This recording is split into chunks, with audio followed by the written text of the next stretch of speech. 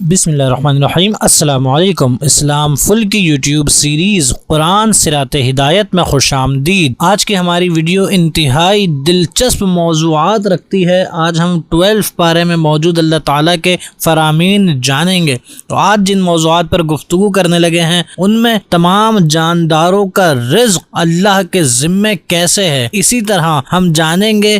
انسان ناشکرا اور مایوس کیوں ہو جاتا ہے، اسی طرح ہم جانیں گے حضرت نوح علیہ السلام کی زمانے کے کافروں کا واقعہ، اسی طرح حضرت نوح علیہ السلام کو کشتی بنانے کا حکم اور طوفان کا تذکرہ، اسی طرح حضرت نوح علیہ السلام کے بیٹے کے بارے میں بھی جانیں گے۔ یوں ہی قوم عاد، حضرت ہود علیہ السلام کا مکالمہ، قوم ثمود اور حضرت صالح علیہ السلام کا مکالمہ، اور مزید جانیں گے اللہ کی اونٹنی کے بارے میں، اسی طرح قوم ثمود پر اللہ کا عذاب کس طرح آیا یہ بھی جانیں گے، حضرت ابراہیم علیہ السلام اور فرشتوں کا تذکرہ بھی جانیں گے، اور جانیں گے قوم لوط کے بارے میں اہم معلومات، اسی طرح حضرت شعیب علیہ السلام اور ان کی اہل مدین کا تذکرہ بھی جانیں گے، اسی طرح ظالموں کی گرفت فرمانا یہ بھی جانیں گے، اور اللہ تعالیٰ نے جو واقعات بیان فرمائے ہیں ان کا مقصد کیا ہے یہ بھی جانیں گے، اور یہ بھی جانیں گے کہ بروز قیامت آخرت کے دن کلام لوگ کس طرح کریں گے،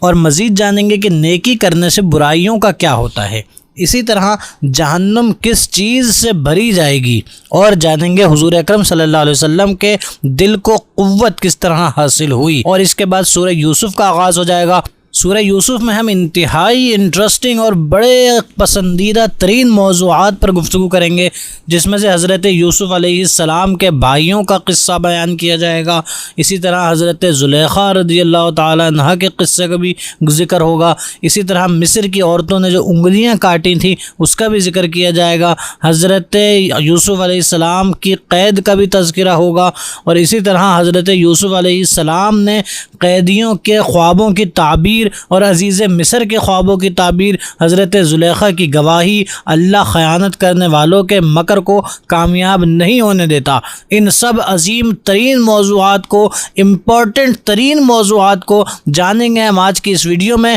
تو اس ویڈیو کو زیادہ سے زیادہ شیئر کریں تاکہ دیگر احباب بھی ان سب موضوعات سے فائدہ اٹھا سکیں۔ تو چلیے چلتے ہیں ان موضوعات کی طرف۔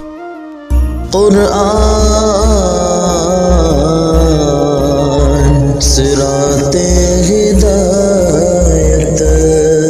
12 پارے میں جس پہلے موضوع پر ہم گفتگو کرنے لگے ہیں وہ ہے کہ تمام کائنات میں ہر ایک کا رزق اللہ کے ذمہ ہے۔ چنانچہ اس حوالے سے سورہ ہود کی آیت نمبر 6 میں اللہ تبارک و تعالیٰ فرماتا ہے وَمَا مِن دَابَّةٍ فِي الْأَرْضِ إِلَّا عَلَى اللَّهِ رِزْقُهَا، یعنی زمین پر چلنے والا کوئی جاندار ایسا نہیں جس کا رزق اللہ کے ذمہ کرم پر نہ ہو۔ تو ہمارے ناظرین دیکھا آپ نے کہ ہر ایک جاندار کا رزق اللہ تعالیٰ نے اپنے ذمہ کرم پر لیا ہوا ہے، یعنی ہمیں چاہیے کہ ہم اپنی آخرت کی فکر کریں، مگر ماحول ایسا ہو گیا ہے کہ لوگ ذریعہ معاش میں اپنے رزق کی فکر میں اتنی زندگی اپنی برباد اور مصروف کر لیتے ہیں کہ اللہ کا ذکر کبھی ٹائم نہیں ملتا، عبادات بھی ترک ہونے لگتی ہیں، حالانکہ ایسا نہیں کرنا چاہیے بلکہ فکر آخرت کی کرنی چاہیے، رزق کا ذمہ تو اللہ نے خود لیا ہوا ہے۔ اور اب مزید آگے چلیں تو اللہ تعالیٰ نے انسانوں کے ناشکرے اور مایوس ہونے کا تذکرہ سورہ ہود کی آیت نمبر 9 میں اس طرح فرمایا ہے کہ اور اگر ہم انسانوں کو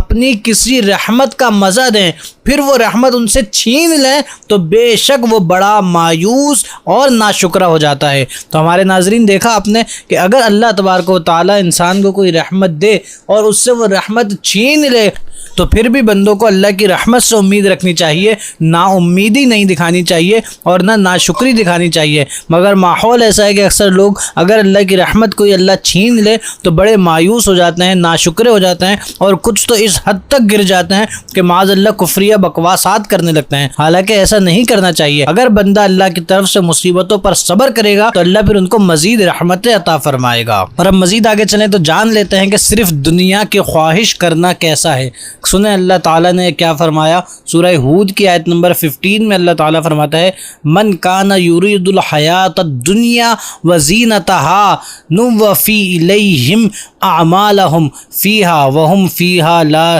یبخسون، یعنی جو دنیا کی زندگی اور اس کی زینت چاہتا ہے تو ہم دنیا میں انہیں ان کے اعمال کا پورا بدلہ دیں گے اور انہیں دنیا میں کچھ کم نہ دیا جائے گا۔ یہ وہ لوگ ہیں جن کے لیے آخرت میں آگ کے سوا کچھ نہیں۔ تو ہمارے ناظرین دیکھا آپ نے، ایسے نہ ہو جائیں کہ صرف دنیا ہی کے ہو کے رہ جائیں اور اپنی قبر اور آخرت کو بھول جائیں، اللہ رسول کی اطاعت و فرما برداری کو بھول جائیں، حضور سے محبت اور ادب و تعظیم کو بھول جائیں، بلکہ صرف دنیاوی مطلب سے ہی معاملہ رکھیں۔ ایسا ہرگز نہ کریں، بلکہ آخرت کی بھی فکر کریں، قبر کی بھی فکر کریں، دینداری کی بھی فکر کریں، اللہ رسول کی عطا کی بھی فکر کریں، تاکہ آخرت میں بھی آگ نہ ملے بلکہ اللہ کی رحمت اور اس کا فضل ملے۔ اور اب مزید آگے چلیں تو دیکھتے ہیں حضرت نوح علیہ السلام کے قوم کے جو کافر سردار تھے وہ حضرت نوح علیہ السلام سے کیا کہا کرتے تھے، جس کا ذکر اللہ تعالیٰ سورہ ہود کی آیت نمبر 27 میں فرماتا ہے کہ فقال الملأ الذین کفروا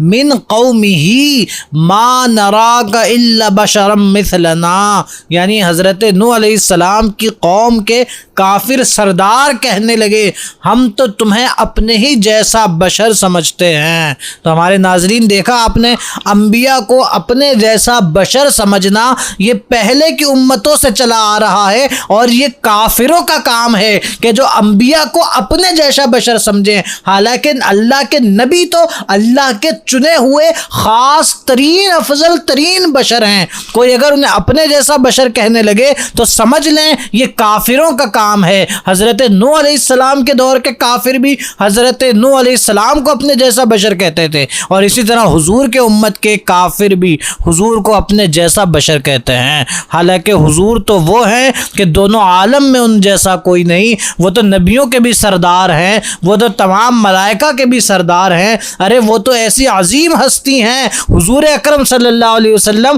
کہ حضرت جبریل امین جو ملائکہ کے سردار ہیں وہ حضور کے خادم ہیں، ارے حضور تو ایسے افضل البشر ہیں۔ کوئی اگر حضور کو اپنے جیسا بشر کہے تو آپ سمجھ لیں کہ وہ حضرت نوح علیہ السلام کی قوم کے کافروں جیسا ہے۔ اور اب مزید آگے چلیں تو اللہ تعالیٰ نے حضرت نوح علیہ السلام کو کشتی بنانے کا حکم ارشاد فرمایا۔ سورہ ہود کی آیت نمبر 37 سے اللہ تعالیٰ ارشاد فرماتا ہے اور ہمارے سامنے اور ہمارے حکم سے کشتی بناؤ، اور اب ظالموں کے بارے میں مجھ سے بات نہ کرنا، بے شک انہیں ضرور غرق کیا جائے گا۔ اور نوح علیہ السلام کشتی بناتے رہے، اور ان کی قوم کے سرداروں میں سے جب کبھی کوئی ان کے پاس سے گزرتا تو ان کا مذاق اڑاتا۔ حضرت نوح علیہ السلام نے فرمایا اگر تم ہمارے اوپر ہنستے ہو تو ایک وقت ہم بھی تم پر ایسے ہی ہنسیں گے جیسے تم ہنستے ہو، تو ان قریب تمہیں پتہ چل جائے گا کہ کس پر وہ عذاب آتا ہے جو اسے ذلیل و رسوا کر دے گا، اور کس پر ہمیشہ رہنے والا عذاب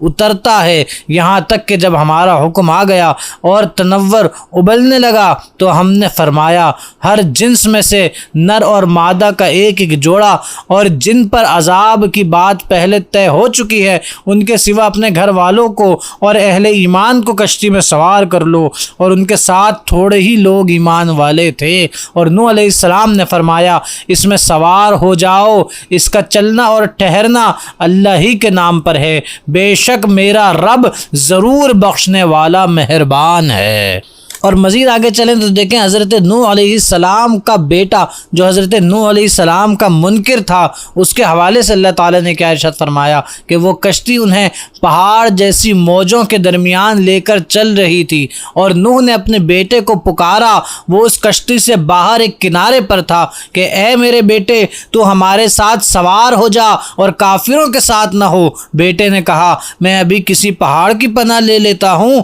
وہ مجھے پانی سے بچا لے گا۔ نوح علیہ السلام نے فرمایا آج اللہ کا عذاب سے بچانے والا کوئی نہیں مگر وہی بچے گا جس پر وہ رحم فرما دے۔ اور ان دونوں کے درمیان لہر حائل ہو گئی تو وہ ان کا بیٹا بھی غرق ہو جانے والوں میں سے ہو گیا، اور حکم فرمایا گیا کہ اے زمین اپنا پانی نگل جا، اور اے آسمان تھم جا، اور پانی خشک کر دیا گیا اور کام تمام ہو گیا۔ اور وہ کشتی جودی پہاڑ پر ٹھہر گئی اور فرما دیا گیا ظالموں کے لیے دوری ہے۔ اور نوح نے اپنے رب کو پکارا تو عرض کی، اے میرے رب، میرا بیٹا تو میرے گھر والوں میں سے ہے، اور بے شک تیرا وعدہ سچا ہے اور تو سب سے بڑا حاکم ہے۔ اللہ نے فرمایا، اے نوح، بے شک وہ تیرے گھر والوں میں سے ہرگز نہیں، بے شک اس کا عمل اچھا نہیں، بس تم مجھ سے اس بات کا سوال نہ کرو جس کا تجھے علم نہیں۔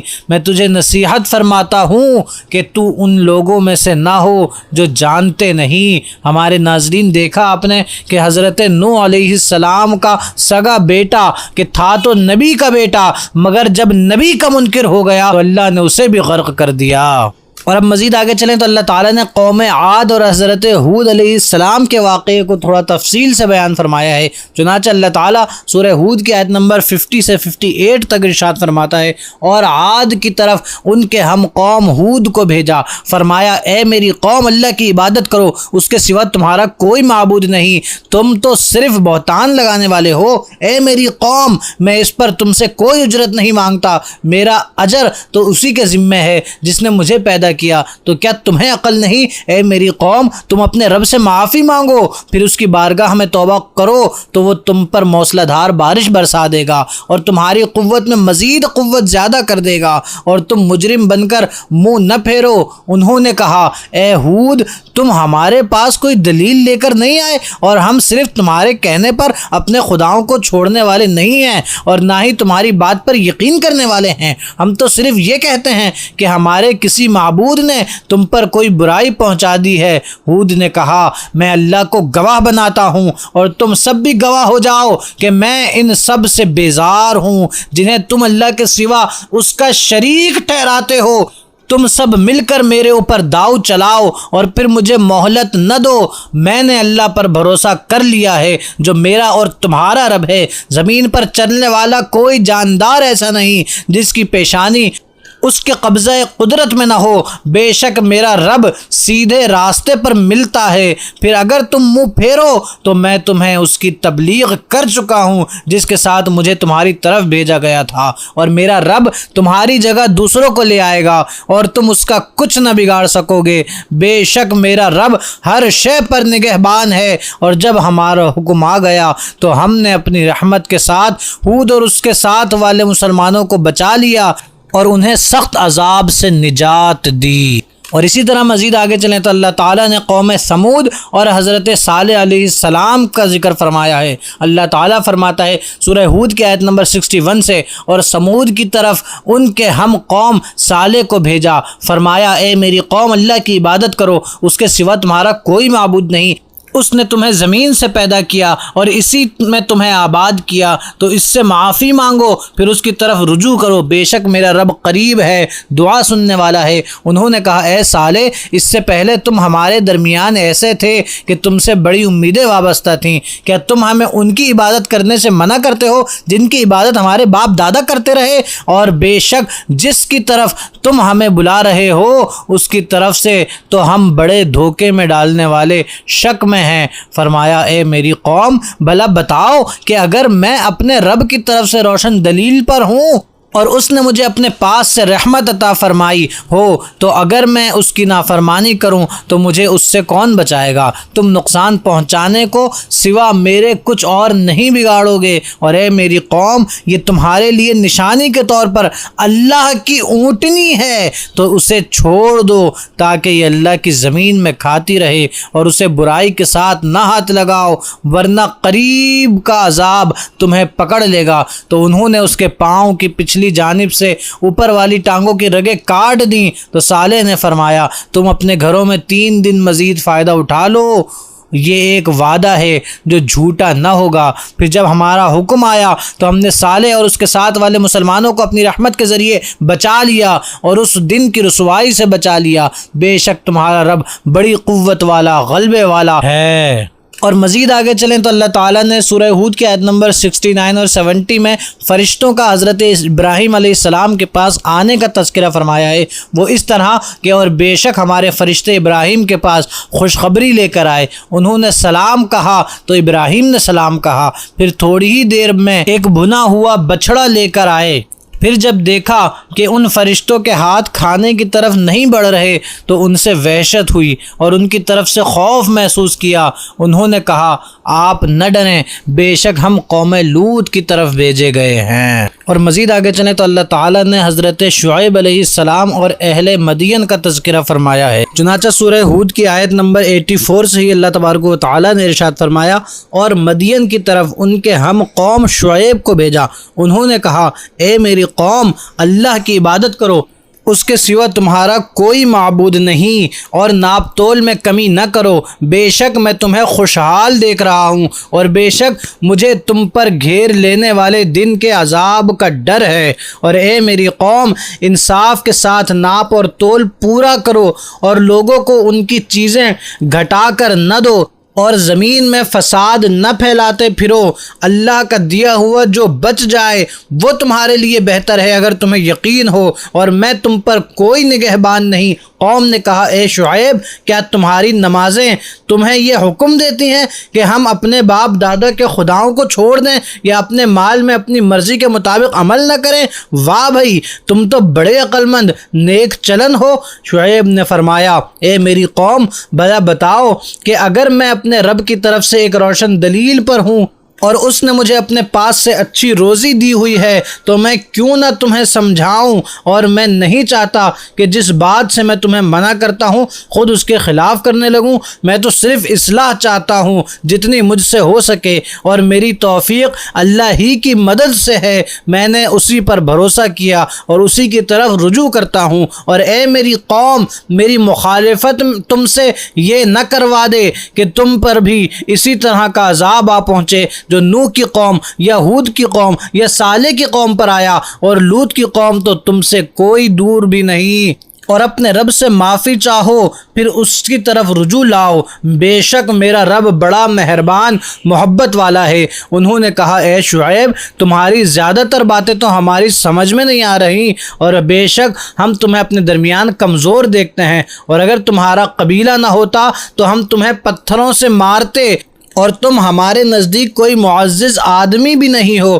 شعیب علیہ السلام نے فرمایا اے میری قوم کیا تم پر میرے قبیلے کا دباؤ اللہ سے زیادہ ہے اور اسے تم نے اپنی پیٹھ کے پیچھے ڈال رکھا ہے؟ بے شک میرا رب تمہارے اعمال کو گھیرے ہوئے ہے، اور اے میری قوم تم اپنی جگہ اپنا کام کیے جاؤ، میں اپنا کام کرتا ہوں، ان قریب تم جان جاؤ گے کہ رسوا کر دینے والا عذاب کس پر آتا ہے، کون جھوٹا ہے، اور تم انتظار کرو میں بھی تمہارے ساتھ انتظار کرتا ہوں۔ اور جب ہمارا حکم آیا تو ہم نے شعیب اور اس کے ساتھ کے مسلمانوں کو اپنی رحمت سے بچا لیا، اور ظالموں کو خوفناک چیخ نے پکڑ لیا، وہ صبح کے وقت اپنے گھروں میں گھٹنوں کے بل پڑے رہ گئے گویا وہ کبھی وہاں رہتے ہی نہ تھے۔ خبردار دور ہوں مدین والے جیسے قوم سمود دور ہوئی۔ تو ہمارے ناظرین دیکھا آپ نے کہ اللہ تعالیٰ ہر قوم کا تذکرہ فرما رہا ہے، اور یہی ارشاد فرماتا ہے کہ انہوں نے اللہ کے نبیوں کی بات نہ مانی، اللہ کے نبیوں کو جھٹلایا، اللہ کے نبیوں کو اپنے جیسا کہا تو اللہ نے ان پر عذاب نازل فرمائے۔ تو اے مسلمانوں ہمیں بھی آج چاہیے کہ ہم ان لوگوں کی طرح نہ ہو جائیں جن پر اللہ نے عذاب فرمایا، بلکہ ہم تو ایسے ہو جائیں کہ جو نبیوں کے ساتھ رہے، جو حضور کے ساتھ رہے، جیسے حضور کے صحابہ تھے، انہوں نے حضور کی ہر بات کو اندھا دھن مانا ہے۔ ہمیں بھی چاہیے کہ ہم حضور کی سچی پکی پیروی کریں تاکہ اللہ ہم پر رحم فرمائے۔ اور اب مزید آگے چلیں تو دیکھیں کہ اگر بندہ نیکیاں کرے تو نیکیاں کیا کرتی ہیں برائیوں کے ساتھ۔ اللہ تعالیٰ نے سورہ ہود کی آیت نمبر 115 میں فرمایا ان الحسنات یذہبن السیئات، یعنی بے شک نیکیاں برائیوں کو مٹا دیتی ہیں۔ ہمارے ناظرین اس سے پتہ چلا کہ اگر خدا نخواستہ ہمارے نفس نے ہم سے کوئی گناہ کروا لیا،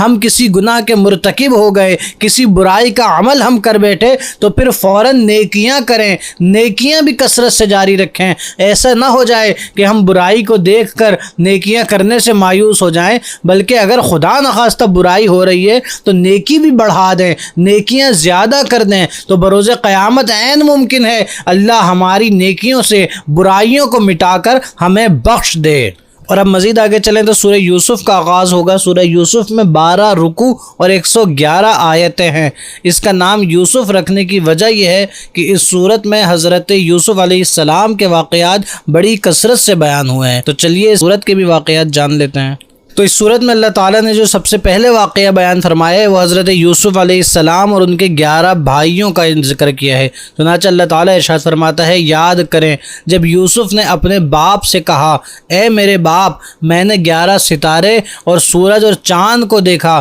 میں نے انہیں اپنے لیے سجدہ کرتے ہوئے دیکھا۔ اب آگے کافی طویل واقعہ ہے جسے مفہوماً عرض کر دیتا ہوں، جو اللہ تعالیٰ نے ارشاد فرمایا کہ پھر حضرت یعقوب علیہ السلام نے حضرت یوسف علیہ السلام سے فرمایا کہ تم یہ بات اپنے بھائیوں کو نہیں بتانا، ورنہ شیطان ان کے دل میں برائی ڈال دے گا اور وہ تمہارے خلاف ہو جائیں گے۔ مگر یوسف علیہ السلام کے جو 11 بھائی تھے وہ یوسف علیہ السلام سے جلتے تھے، دل میں بغض رکھتے تھے، اس وجہ سے کہ حضرت یعقوب علیہ السلام حضرت یوسف علیہ السلام سے سب سے زیادہ محبت رکھتے تھے۔ تو وہ بھائی آپس میں کہتے تھے کہ ہم ایک جماعت ہیں، مگر ہمارے والد پھر بھی یوسف سے محبت کرتے ہیں، وہ تو بالکل کھلی محبت میں ہی ڈوبے چلے جاتے ہیں۔ تو پھر انہوں نے مشورہ کیا کہ یوسف علیہ السلام کو مار ڈالیں یا کہیں زمین میں پھینک دیں تاکہ ہمارے باپ کا چہرہ ہماری طرف ہو جائے، ہماری طرف وہ متوجہ ہو جائیں، پھر ہم نیک ہو جائیں گے۔ تو ان میں سے کسی ایک بھائی نے کہا کہ یوسف علیہ السلام کو قتل نہ کرو بلکہ کسی کنویں میں ڈال دو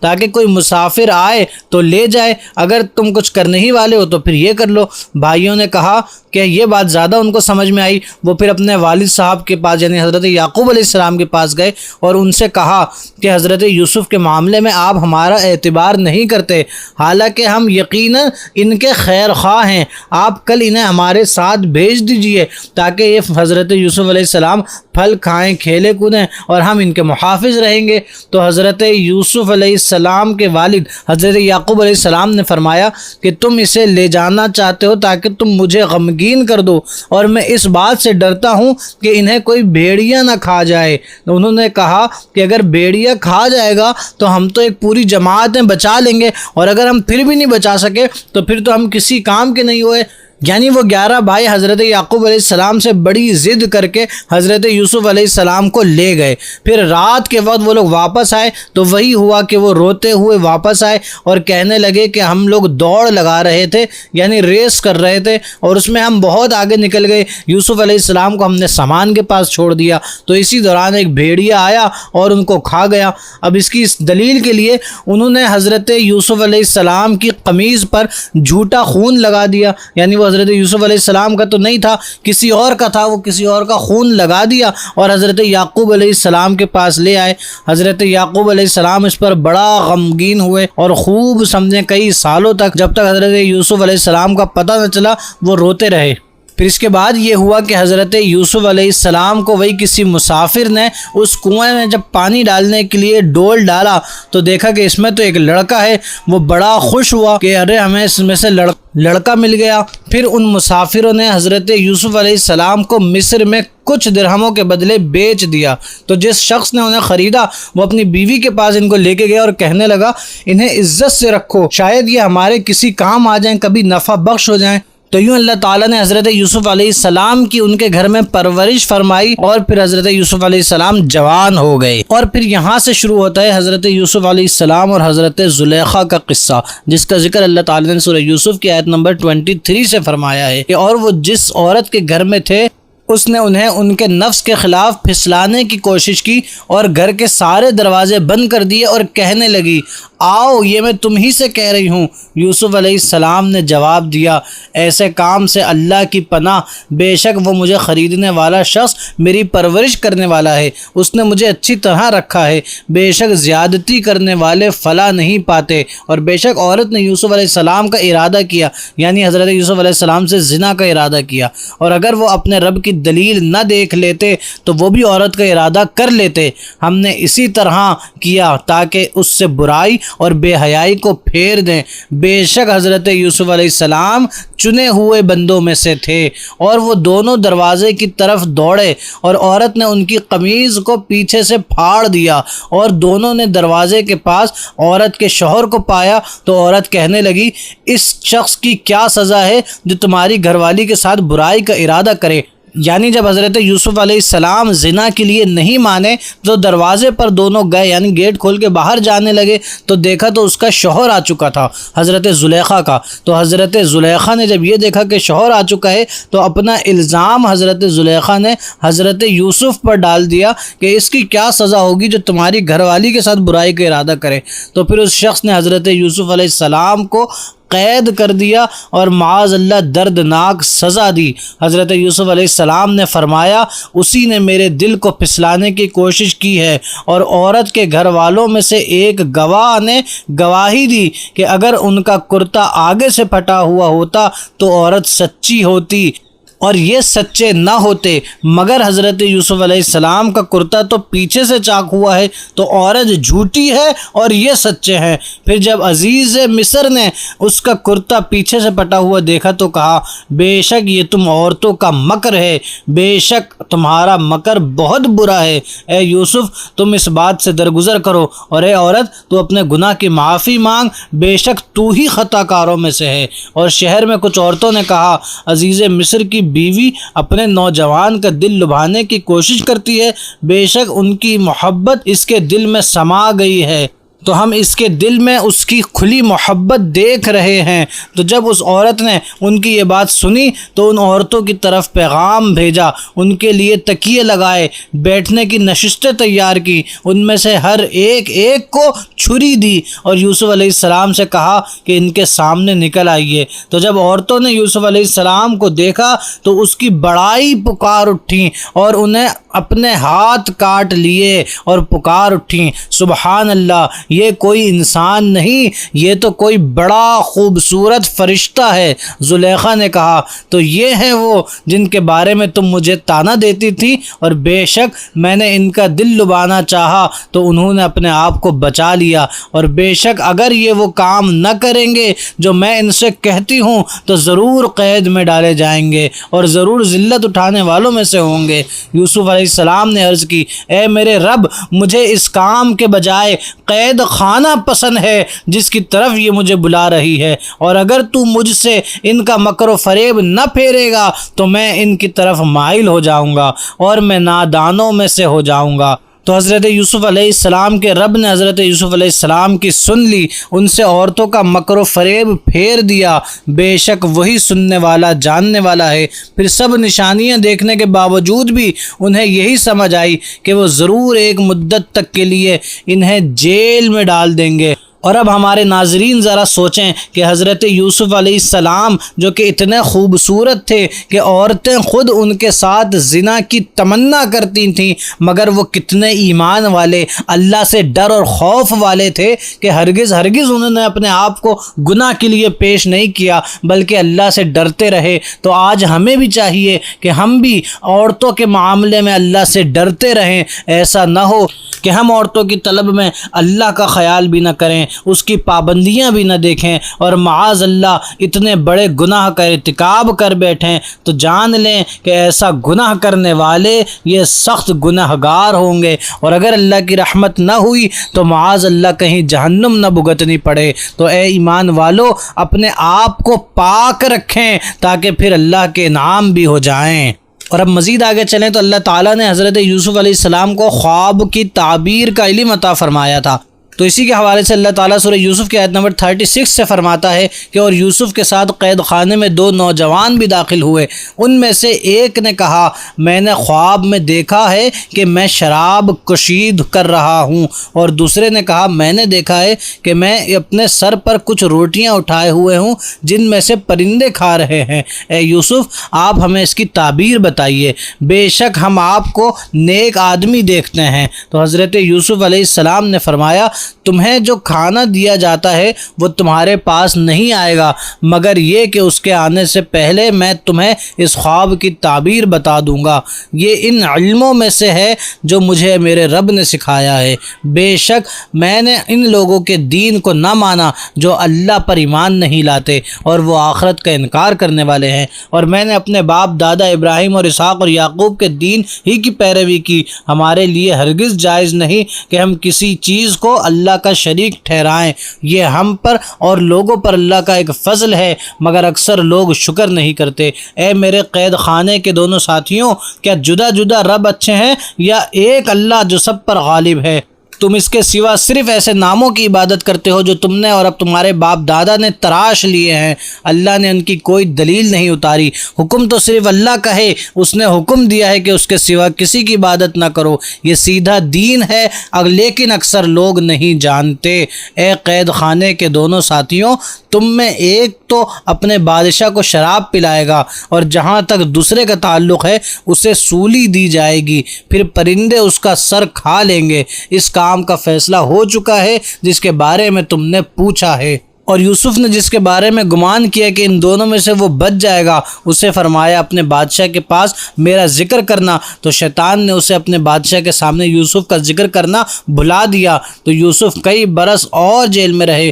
اور بادشاہ نے کہا میں نے خواب میں 7 موٹی گائیں دیکھیں جنہیں 7 دبلی گائیں کھا رہی ہیں، اور 7 سرسبز بالیاں اور 7 دوسری خشک بالیاں دیکھی۔ اے درباریوں، اگر تم خوابوں کی تعبیر جانتے ہو تو میرے خواب کے بارے میں مجھے جواب دو۔ انہوں نے کہا یہ جھوٹے خواب ہیں، ہم ایسے خوابوں کی تعبیر نہیں جانتے۔ اور 2 قیدیوں میں سے بچ جانے والے نے کہا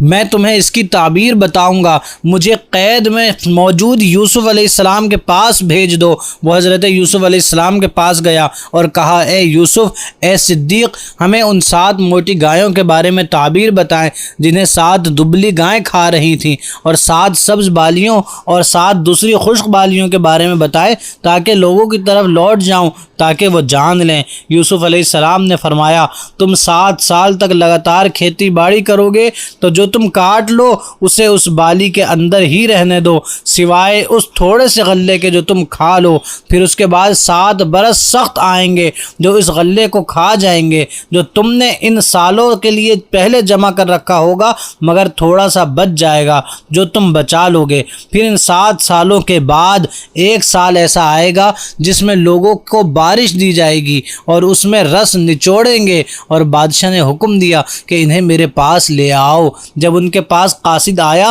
تو یوسف علیہ السلام نے فرمایا اپنے بادشاہ کی طرف لوٹ جاؤ، پھر اس سے پوچھو کہ ان عورتوں کا کیا حال ہے جنہوں نے اپنے ہاتھ کاٹے تھے، بے شک میرا رب ان کے مکر کو جانتا ہے۔ بادشاہ نے کہا اے عورتوں، تمہارا کیا حال تھا جب تم نے یوسف علیہ السلام کا دل لبھانا چاہا؟ عورتوں نے کہا سبحان اللہ، ہم نے ان میں کوئی برائی نہیں پائی۔ عزیز کی عورت نے کہا اب اصل بات کھل گئی، میں نے ہی ان کا دل لبھانا چاہا تھا اور بے شک وہ سچے تھے۔ یوسف علیہ السلام نے فرمایا یہ میں نے اس لیے کیا تاکہ عزیز کو معلوم ہو جائے کہ میں نے اس کی عدم موجودگی میں کوئی خیانت نہیں کی، اور اللہ خیانت کرنے والوں کو پسند نہیں فرماتا۔ تو ہمارے ناظرین دیکھا آپ نے، یہ تھا حضرت یوسف علیہ السلام کا یہاں تک کا قصہ جو کہ 12ویں پارے میں اللہ تعالیٰ نے ارشاد فرمایا تھا۔ اب آگے اس سے مزید کیا معاملات ہوئے وہ ہم جانیں گے 13 پارے کی ویڈیوز میں۔ تو اس ویڈیو میں جو علم کا عظیم خزانہ اور عظیم سمندر آپ نے جانا ہے اسے دوسروں سے بھی شیئر کریں تاکہ وہ بھی اس سے فائدہ اٹھا سکیں۔ السلام علیکم ورحمۃ اللہ۔